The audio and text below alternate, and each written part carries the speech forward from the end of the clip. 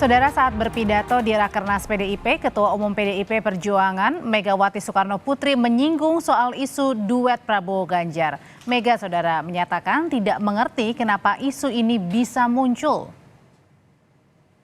Ya, tiba-tiba dibilang gini, oh iya sudah ada persetujuan bahwa nanti Pak Prabowo jadi presidennya, Pak Ganjar jadi wakil presidennya.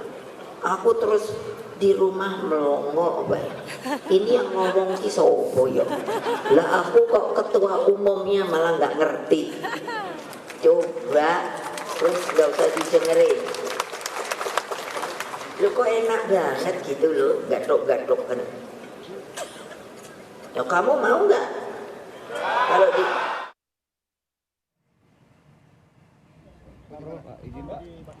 Bakal Capres sekaligus Ketua Umum Partai Gerindra Prabowo Subianto enggan menanggapi peluang berduet dengan Ganjar Pranowo.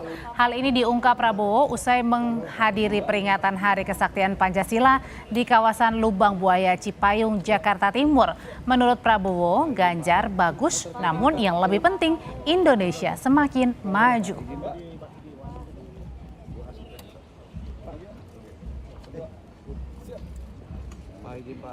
Pak Prabowo bagaimana? Mengerti apa Pak? Artinya apa nih Pak? Pak, apakah ini simbol oke Pak? Tutup bacanya. Oke. Semua oke. Dengan Ganjar berarti Maju terus. Dengan Ganjar berarti oke juga Pak? Yang penting Kalau Indonesia kemarin dengan maju. pertemuan Yang penting dengan Indonesia maju. Oke, terima kasih. Menko Polhukam Mahfud MD enggan menanggapi namanya disebut menjadi kandidat bakal calon wakil presiden Ganjar Pranowo. Ia menyerahkan sepenuhnya jawaban kepada partai yang bersangkutan. Menteri Koordinator Bidang Politik Hukum dan Keamanan Mahfud MD akhirnya buka suara soal namanya santer disebut menjadi bakal cawapres Ganjar. Menurut Mahfud, ini sepenuhnya ditanyakan langsung kepada parpol yang bersangkutan dan ia akan menjawab langsung ke parpol bila diamanahi menjadi cawapres Ganjar dalam kontestasi pemilu 2024. digadang jadi cawapres Pak Ganjar seperti apa tanggapannya? Kalau itu biar parpol yang menjawab ya, jangan ke saya. Saya kan tidak pernah bicara itu, tidak boleh. Tapi siap Prof. Apa? Kalau misalnya diamanahkan siap. Nanti saya jawab kepada parpol. Pak, berarti ada 3 pertanyaan. Sekjen PDI Perjuangan menegaskan nama cawapres Ganjar akan diumumkan Megawati Soekarno Putri dengan memilih momentum yang tepat. Apakah ini artinya di kantong Megawati sudah ada 3 nama atau mungkin sudah ada mengerucut jadi 1 nama? Kita bahas sore ini bersama dengan Ketua DPP PDI Perjuangan Eriko Sutarduga dan juga Direktur Eksekutif Carta Politika Yunarto Wijaya yang sudah bergabung secara daring masing-masing. Sore semuanya, bapak-bapak sehat ya? Selamat sore, Bang Eriko. Assalamualaikum, Mas Toto. Waalaikumsalam, Bang Eriko. Oke, ini momentum rakernas yang paling kita tunggu-tunggu sebenarnya pengumuman cawapres nih. Jadi intinya, Bang Eriko, sudah mengerucut jadi 1 nama atau masih beberapa nama sih? Ya, kalau disebut Audrey mengerucut ini tergantung persepsinya kan begitu. Yang tahu mengerucut tidaknya cuma hanya Ibu Mega, jujur-jujur saja. Kalau kita ini kan lebih tepat sebenarnya sama Mas Toto, sama Mbak Audrey maupun kita semua yang menyaksikan namanya menduga-duga kan begitu, memprediksi. Seperti itu sebenarnya bahasa lebih tepatnya. Ya, memang di suasana di Rakernas kami memang banyak pembicaraan ya secara informal bahwa siapa ini calon wakil presidennya. Dan kemarin kalau kita melihat juga pada waktu pembukaan yang terlihat bahwa yang hot isunya bakal calon wakil presiden itu yang hadir memang ada 2, yaitu Pak Mahfud MD dan Mas Sandiaga Uno. Okay. Saya juga belum tahu kemana Mas Andika maupun juga yang lain-lain, karena setahu saya kan pasti diundang kan, karena memang ini adalah mengundang sahabat-sahabat yang memang dekat dengan PDI Perjuangan. Nah, tetapi kalau dikatakan mengkerucut ke 1 nama, Mbak Audrey, saya sendiri belum tahu dalam hal itu yang pasti. Karena kan Bang Eriko duduknya paling dekat nih, salah satu yang paling dekat duduknya dengan Bu Mega nih di Rakernas. Jadi berarti tahu dong kasak-kusuknya ya? Iya, kalau dekat begitu terus masa nanyanya, Bu, udah jadi satu apa belum Bu? Kan enggak seperti itu. Ini kan Oke. suasana rakernas kan, dan ya enggak elok lah masa ditanyain Bu tinggal satu topo supaya ini bisa dikasih tahu sama Pak Audrey dan semua penonton Kompas TV dimanapun Anda berada, ya tidak seperti itu. Tetapi kan ya apa ya, kalau seperti kami kan melihat nuansanya itu ya memang Ibu sebenarnya tinggal hanya mengumumkan saja ini bersama para ketua umum. Ya tentunya kan dibicarakan dengan para ketua umum partai, begitu juga dengan Presiden Joko Widodo maupun Mas Ganjar. Momentumnya kapan? Saya harus jujur menyampaikan. Saya pun belum masih tahu. nunggu Tapi momentum kalau ya untuk pengumuman. gambarannya kelihatannya tidak terlalu lama lagi nih. Tidak terlalu lama. Oke, kalau gitu sekarang saya ke Mas Toto. Mas Toto, kalau kemarin yang muncul kan sudah ada dia. Ada Pak Mahfud, Menko Polhukam, ada juga Mas Sandi, Menparekraf yang juga merupakan kader P3. Apakah ini kemudian nama-nama yang kandidat terkuat nih? Atau mungkin justru ada nama lain di luar yang tidak datang itu? Iya, kalau kita lihat kemarin kan yang hadir Mas Sandi dengan Pak Mahfud. Tapi apakah kemudian ini berarti menggugurkan Pak Andika dengan misalnya Ridwan Kamil? Saya meyakini ada jawabannya. Karena setahu saya Kang Emil memang sedang di luar negeri. Kalau kita lihat di Instagramnya mengantar anak sekolah. Lalu kemudian Pak Andika juga lagi ada di Amerika. Jadi ada tugas masing-masing. Jadi bukan dia berada di Jakarta kemudian tidak diundang, kira-kira kalau spekulasi seperti itu. Dan kalau kita dalami lagi kenapa kemudian belum diumumkan, sama seperti saya sebutkan sebelumnya, ini ada pertarungan ketat yang terjadi di antara dua calon, minimal dari beberapa rilis survei terakhir antara Mas Ganjar dengan Pak Prabowo. Penentuan sosok cawapres itu bukan hanya ditentukan dalam konteks kelengkapan dengan capresnya, tapi mengintip terlebih dahulu lawan terberatnya ini akan menggandeng siapa. Dan kita tahu nih belakangan lagi rame lagi gugatan MK ini apakah akan dikabulkan atau tidak, spekulasi Mas Gibran akan maju dengan Pak Prabowo akan terjadi atau tidak. Saya pikir kedua belah pihak akan saling mengintip siapa yang kemudian digandeng oleh masing-masing capresnya, dan itu akan menentukan juga menurut saya dalam pengambilan masing-masing wait and see berarti ya. Karena gini Mas Toto dan juga Bang Eriko, kan hari ini dalam penutupan nih Mas Ganjar justru pergi ke Jawa Timur ya, ke Surabaya ya. Nah, ada juga pernyataan dari Mas Sekjen PDI Perjuangan Mas Hasto yang bilang bahwa Ganjar Pranowo ini berada di Surabaya di hari terakhir Rakernas, dan saat ditanyakan kemungkinan Ganjar bertemu Bu Khofifah, Hasto hanya menyebut Ganjar ini bertemu dengan orang spesial. Ya Kita dulu Bang, kita lihat dulu pernyataan dari Mas Hasto. Oh, baik.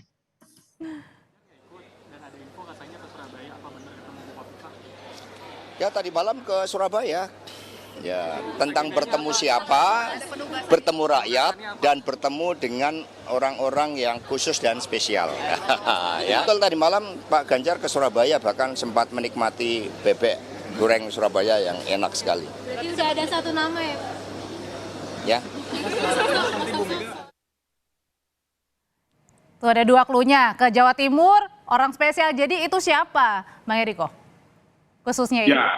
Ya tentu yang tahu kan Pak Sekjen saja kan tadi tersenyum. Yang tahu ini kan tinggal Mas Ganjar dan Yang Maha Kuasa ya. Kita tunggu saja nanti dengan siapa nanti bertemu. Tetapi ini menarik bahwa bisa saja ada sesuatu yang tak terduga, yang kalau kita sebut Mr. X atau Mrs. X kan begitu. Nah ini lebih menarik lagi untuk waktu-waktu ke depan. Karena kan sampai disebut spesial loh Bang, berarti kan nggak main-main. Ya betul. Loh, tentu menemui di Jawa Timur. Sekarang begini, kalau katakan Mas Ganjar ketemu dengan namanya Mas Toto, itu kan spesial khusus dengan Mas Toto gitu. Tapi masalahnya di Rakernas loh, di penutupan Mas Ganjarnya nggak ada. Ya kan wajar saja, karena memang kan dalam penutupan ini kan memang sebenarnya beliau kan sudah memahami apa yang ini kan tadi malam juga sudah kita ini kan mengenai apa katakan kesimpulan maupun rekomendasi dari Rakernas, sangat wajar ya. Berarti dalam hal ini kan pertemuannya spesial, kita tunggulah Mbak Audrey, karena kalau kita sampaikan pun di sini kan jadi tidak menarik nanti ya Mas Toto ya, supaya kita tetap diundang sama Kompas TV ini untuk bahas karena kita nggak sabar sebenarnya Bang. Kalau gitu sekarang saya kembali lagi ke Mas Toto. Mas Toto, siapa sih kira-kira sosok yang diungkap oleh Mas Hasto ini spesial khusus Jawa Timur, bebek Surabaya? Menurut saya belakangan ini memang ada asumsi yang terlalu mengkerucut hanya kepada sosok-sosok di Jawa Timur. Itu kan bermula dari munculnya deklarasi Amin ya, yang kemudian membuat asumsi bahwa Anies ini akan menguat di Jawa Timur. Lalu kemudian muncul lagi sebelum Khofifah dengan Mas Ganjar itu muncul isu Prabowo dengan Mbak Khofifah, lalu menguat lagi isu Mas Ganjar apakah dengan Prof Mahfud, apakah dengan Mbak Khofifah. Harus diingat loh, sebetulnya kebutuhan terkait dengan misalnya kelengkapan elektoral Mas Ganjar itu bukan hanya menguatkan Jawa Timur, bisa juga menggunakan kacamata lain. Orang melihat misalnya, oh jangan-jangan Jawa Barat yang harus dikuatkan, karena sebetulnya Mas Ganjar tanpa kehadiran sosok yang berasal dari Jawa Timur tidak lemah-lemah amat, bahkan cukup kuat. Survei indikator terbaru tadi dirilis mengatakan Mas Ganjar masih di peringkat 1. Padahal kita tahu ada calon yang sudah menggait sosok dari Jawa Timur misalnya, atau Pak Prabowo yang diisukan dengan Mbak Khofifah sudah sejak lama. Jadi kacamatanya masih sangat banyak, Audrey, untuk kemudian bisa disimpulkan. Contoh misalnya Mr. X, bukan tidak mungkin loh muncul nama-nama yang tidak kuat hanya di satu daerah, tapi misalnya bisa melambangkan simbol keberlanjutan Jokowi. Di tengah pertarungan klaim mengenai siapa yang akan di-endorse oleh Pak Jokowi, di situ bisa muncul nama Pak Basuki Hadi Mulyono. Berarti artinya di luar nama-nama ya?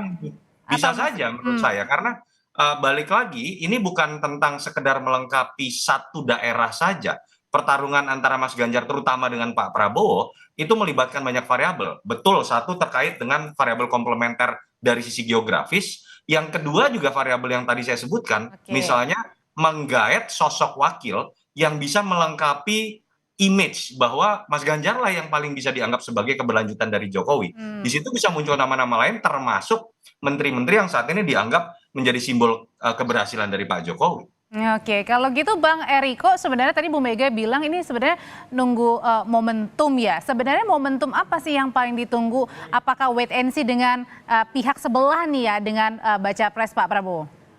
Ya, jujur saja sebenarnya hanya beliau sendiri yang tahu, hanya Ibu Mega sendiri yang tahu, dan tentu pasti nanti akan dibicarakan dengan para ketua umum dan juga Pak Presiden Jokowi maupun Mas Ganjar. Tapi yang menarik begini sebenarnya, Audrey, bahwa kalau kita lihat dari proses ini kan sebenarnya sampai tanggal 26 nanti masih ada kurang lebih berapa? Hampir 4 minggu kira-kira begitu ya. Nah, kalau dilihat dari urgensinya tidak ada satu urgensi. Saya rasa Mas Toto juga sepakat, tidak ada satu urgensi untuk katakan lebih cepat, lebih baik, itu tidak ada. Justru seharusnya kalau menurut pandangan kami ya, bahwa ini yang paling terakhir lebih bagus. Karena kenapa? Setiap waktu itu, setiap menit, setiap detik itu kan di dalam politik itu kan dinamikanya cukup tinggi. Tapi tadi Mas Sekjen bilang membantah kalau misalnya last minute menggunakan itu atau yang paling terakhir gitu. Loh, justru itu, ini kan analisa kita sebagai kalau melihat ini. Yang kedua sebenarnya kan apa yang nanti akan dipilih oleh rakyat sebenarnya, Audrey, kan itu yang paling utama. Mana yang menambah elektabilitas. Yang ketiga, saling melengkapi dengan kemampuan dengan Mas Ganjar tadi yang disampaikan Mas Toto itu tepat sekali, bahwa bisa saja kan sekarang kita mau memperkuat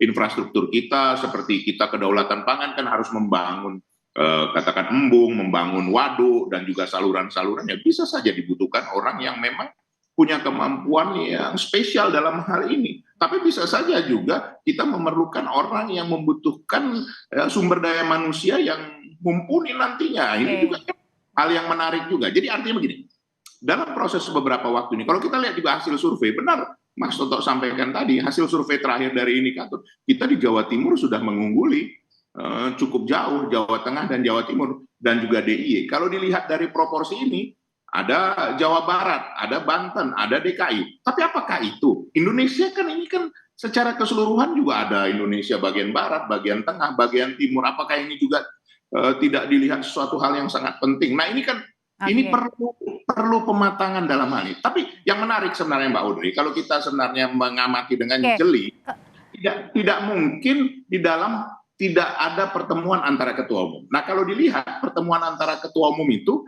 setiap hari Rabu, itu loh Mbak Audrey. Dan hari ini Ibu Mega berangkat ke Malaysia untuk besok menerima yang namanya Dr. Honoris Causa yang ke-10 dari universitas di Malaysia. Nah, ini kan menunjukkan juga bahwa waktunya belum sampai ke sana kalau dilihat seperti itu.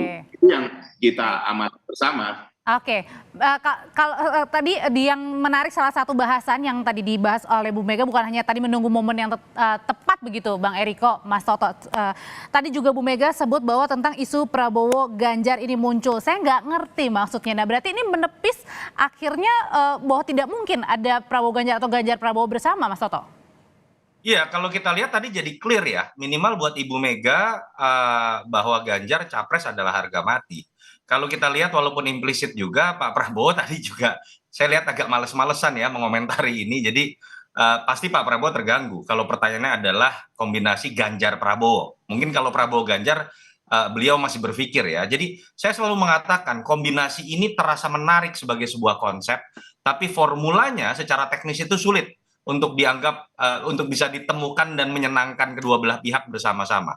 Terkecuali dalam sebulan terakhir ada sebuah goncangan politik yang luar biasa yang menyebabkan keduanya ini ketika disandingkan itu tidak lagi dalam pertarungan ketat, tapi yang satu pasti kalah misalnya. Mungkin di situ akan ada sikap yang lebih realistis buat salah satu pihak untuk kemudian mau bernegosiasi. Tapi dengan logika linear seperti yang kita lihat sekarang, menurut saya sulit. Kedua sosok ini akan tetap bertarung dengan punya wakilnya masing-masing. Tapi kalau untuk duluan pengumuman bacawa presnya, kira-kira masih wait and see, siapa yang duluan, siapa yang belakangan, kira-kira Mas Toto? Tadi kan tadi udah disebutkan ya oleh Bang Eriko, urgensinya nggak ada. Malah yang ada akan membuka, pertama kelemahannya adalah kalau terburu-buru, satu akan membuka kartu as. Siapa yang digandeng, dan itu akan membuat dengan mudah lawannya untuk kemudian mencari sosok yang kemudian bisa menutupi kelemahan dari lawan.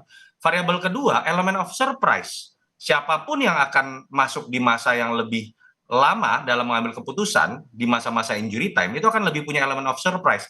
Minimal akan lebih sering diundang oleh Kompas untuk ditanya karena misterinya masih ada.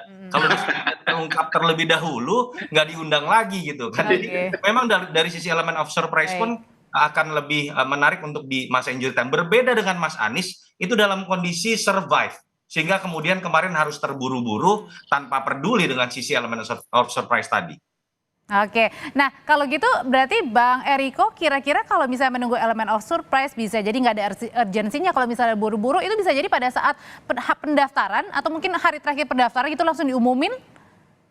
Ya jujur saja banyak yang menduga-duga hal seperti itu, tapi ya kenyataannya pada waktu mengumumkan calon presiden itu lebih cepat dari yang difikirkan oleh banyak pihak. Jadi hal ini sebenarnya hal yang menarik. Cuman clue-nya sebenarnya simpel saja Mbak Audrey. Coba kalau kita lihat hari Rabu adalah pertemuan masing-masing ketua umum kan begitu dengan seluruh ketua umum. Nah ini Rabu besok ini apakah ada pertemuan dengan ketua umum kan kita lihatlah secara bersama. Di situ nanti kan akan ada dinamika yang akan ada bahwa pembahasan lebih lanjut pasti juga dari para ketua umum Perindo, P3 maupun juga dengan Hanura pasti juga akan memberikan katakanlah semacam statement-statement atau clue yang menarik. Hanya kalau kita melihat, saya sepakat dengan Mas Toto, tidak ada urgensinya untuk mengumumkan secepat mungkin, dan ini proses masih apa ya, masih terus berlanjut. Karena sekali lagi, sama seperti waktu 2019, kalau kita mau melihat contoh, bagaimana Kiai Haji Ma'ruf Amin muncul pada saat menit-menit terakhir. Last minute, luar ekspektasi dari banyak pihak. Nah ini sekarang mohon maaf Bang Eriko, sambungan jaringan teleponnya agak putus-putus. Sambil diperbaiki saya ke Mas Toto dulu Bang Eriko, mohon maaf. Bang Eriko kan kemarin Mas Toto, kalau kemarin itu kan Pak Mahfud sudah datang, Mas Andi juga sudah datang, itu kan nama-nama kandidat terkuat ya, bacawa pres mendamping Pak Ganjar, tapi kemudian juga tidak ada artinya nama Mas Erick Thohir itu kemudian juga artinya bisa dibilang udah tertutup dong. Ya, untuk Erick Thohir menurut saya memang kalau dikatakan sudah tertutup belum. Tetapi apakah kemudian peluangnya masih sama besar dibandingkan dulu misalnya sudah berbeda. Nama Mas Ete biar bagaimanapun lebih banyak dibicarakan, dan dengan masuknya PAN yang didetekan dekat dengan Erick Thohir menunjukkan Mas Erick ini lebih mungkin ke wakilnya Pak Prabowo. Walaupun belakangan menarik juga kalau kita lihat nama Mas Erick Thohir ini dari peringkat 1 sekarang jadi peringkat 3. Nomor satunya katanya Mas Gibran menunggu gugatan MK, yang kedua Mbak Khofifah, yang ketiga baru Mas Erick. Ini juga menurut saya ya Audrey menyebabkan kenapa sih mungkin koalisi Mas Ganjar masih menunggu waktu dan mengintip koalisi sebelah. Kita tahu di koalisi Pak Prabowo ini kan ada kecenderungan dari awal partai-partai itu masuk untuk menyodorkan nama ketua umum atau jagoannya menjadi cawapres. Sehingga zero sum game-nya lebih tinggi, terbukti dari keluarnya PKB. Dan sampai sekarang Golkar masih mencantumkan nama Mas Erlangga, tapi namanya jarang disebut misalnya. Jadi bukan tidak mungkin dalam koalisi Pak Prabowo, begitu nama cawapres ditentukan, mungkin saja ada partai yang kecewa. Itu kan opportunity kemudian buat koalisi Mas Ganjar untuk menambah kekuatannya, dan alangkah baiknya kemudian penentuan cawapres ditentukan setelah ada kepastian bahwa partai-partai ini sudah solid untuk kemudian menjadi bagian dari koalisi Mas Ganjar. Oke, jadi masing-masing masih saling ngintip ya, dan ada kemungkinan nggak untuk baca cawapres masing-masing ini justru ada kandidat yang sama, makanya jadi bingung nih, maksudnya siapa mau kemana gitu, ada kemungkinan itu nggak Mas Toto? Yang saya tahu malah kan kemudian yang mungkin adalah Ganjar dengan Pak Prabowo, tapi Pak Prabowo jadi wakil, atau Pak Prabowo menunggu Ganjar mau jadi wakil, kan dari dulu itu yang kita sebut ya. Tapi tadi kita sudah sepakat sulit. Tapi di luar nama-nama itu saya pikir tidak, sudah mengkerucut kepada nama-nama yang memang sudah lebih dekat dengan koalisi masing-masing. Mungkin ada satu nama yang masih jadi ada di wilayah gray area, itu nama Mbak Khofifah, karena masih disebut nama koalisi Pak Prabowo, tapi juga mulai disebut di koalisinya Mas Ganjar. Kalau kemarin katanya juga Pak Jokowi ini disebut-sebut, ini menyarankan gitu ya, atau meminta atau memberikan saran soal bacawa pres. Nah artinya ini juga ada bisa firm nggak atau kejelasan nggak bahwa Pak Jokowi ini mendukung Mas Ganjar? Mas Toto? Oh oke. Iya, kalau kita lihat pasti Pak Jokowi tetap akan dilibatkan. Saya bukan ingin mendahului Bang Eriko ya, tapi biar bagaimanapun Pak Jokowi adalah kader PDI Perjuangan, dan PDI Perjuangan jelas menyatakan ingin melanjutkan legasi Pak Jokowi. Jadi pasti dia akan ada dalam keterlibatan pengambilan keputusan ya. Tetapi apakah kemudian hanya menunggu Pak Jokowi? Saya yakin tidak. Mas Ganjar menurut saya juga sekarang dilibatkan dengan sangat mendalam oleh Ibu Mega dan Ketua-Ketua Parpol, menyadari bahwa pertarungan ini ketat, dan kemudian juga tantangan ketika sudah berkuasa ini sangat besar, termasuk kemarin celetukan dari Pak Jokowi. Jadi pasti ini membutuhkan sebuah kesamaan sikap, Mas Ganjar nyaman dengan siapa. Dan kalau dilihat dari sisi itu, saya pikir bisa dibedah lah dari pertemuan-pertemuan Mas Ganjar kemarin. Kalau mau berspekulasi, Mas Ganjar ini udah bertemu dengan siapa aja gitu, Audrey. Oke, berarti penegasan untuk Bang Eriko, berarti artinya dengan Pak Jokowi yang dilibatkan untuk nama bacawa pres mendamping Mas Ganjar, ini berarti semakin mengukuhkan bahwa positioning Pak Jokowi adalah mendukung Mas Ganjar. Begini, Mbak Audrey, itu kalau kita lihat kemarin secara jelas, ya memang boleh saja orang menyampaikan multi persepsi ya, bahwa itu kan sah-sah saja sebagai beliau kader PDI Perjuangan. Tapi kalau kami melihat bagaimana beliau begitu intensnya ya bertemu juga dengan Ibu Ketua Umum, begitu juga dengan Mas Ganjar, dan juga benar kata Mas Toto tadi di awal pun sudah saya sampaikan, dalam pertemuan ini nanti duduk sama rendah berdiri sama tinggi para ketua umum partai yang dipimpin Ibu Megawati, nanti dengan Bapak Presiden Joko Widodo sebagai presiden incumbent, karena apapun juga beliau adalah kader terbaik PDI Perjuangan. Dan ini membiasakan, kalau kami sering berdiskusi di internal kami, ini membiasakan adanya apa?